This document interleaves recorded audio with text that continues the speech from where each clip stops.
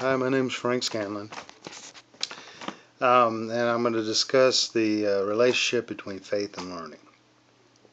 I believe that you need to, both of these, faith and learning, need to be interlocked and woven together, each working hand to hand in harmony. You cannot have testable faith without learning. An individual can have faith in anything or anybody. For example, a serial killer can have a strong faith. Misguided, mind you, but he or she can have, have a belief that the killing is ordained by God. Without a knowledgeable or moral ruler, an individual or nation's point of view can be skewed. Now, of course, you can have, you can keep faith and learning separate, but I feel that it limits those individuals. Segregating spiritual things from academic disciplines, which they call separate authority, only delays the inevitable. Sooner or later, they will intersect. Compartmentalizing our lives is not what we should do. As Christians, we should supposed to be examples to the world. If we lead two different lives, what does that tell others? We need to integrate into society and deal with everyday issues. On this point, I believe that separating is not the answer.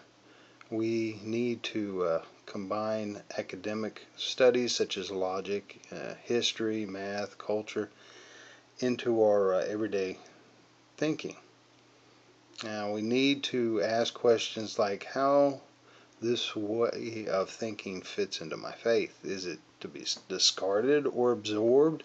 We need to become Christian scholars, a learned person who questions and tests not only our faith but the world's faith. This is the complete person, and God wants us to be whole, not lacking in anything, especially truth. All truths.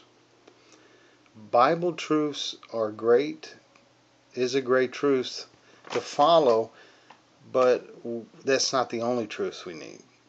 Sometimes Christians don't correctly understand meanings of certain biblical passages, and in their confusion they try to apply them to issues dealing with culture and the everyday and find themselves misunderstood.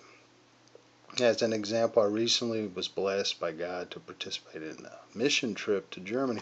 This country, Germany, is a very, very secular country, and just the mention of Christ can result in communication shutdowns or to the extreme violence, more on the east side of Germany towards Berlin. Although we didn't, in no fights occurred where we were, we did meet with a lot of deaf ears. Now, the direction I was leaning by saying this was that extra learning is needed. I mean, questions need to be answered about what we believe and what others believe.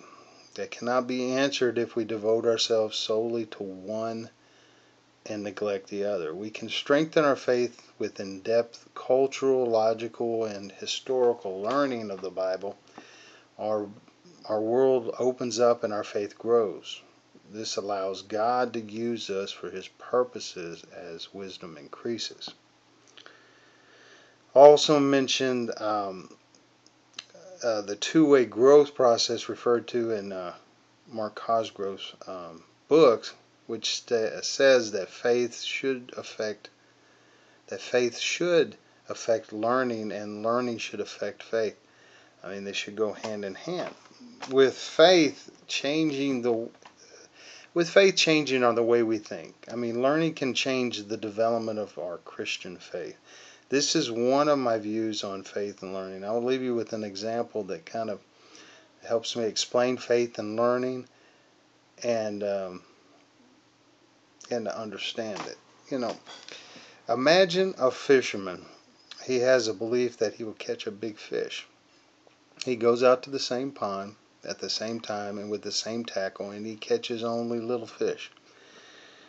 Disgusted with his result, over time he begins to listen to other fishermen and their advice. He starts reading the Farmer's Almanac, and he prepares himself with the right tackle. Eventually he catches that big one.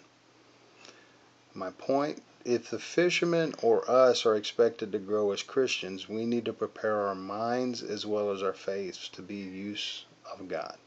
Thank you.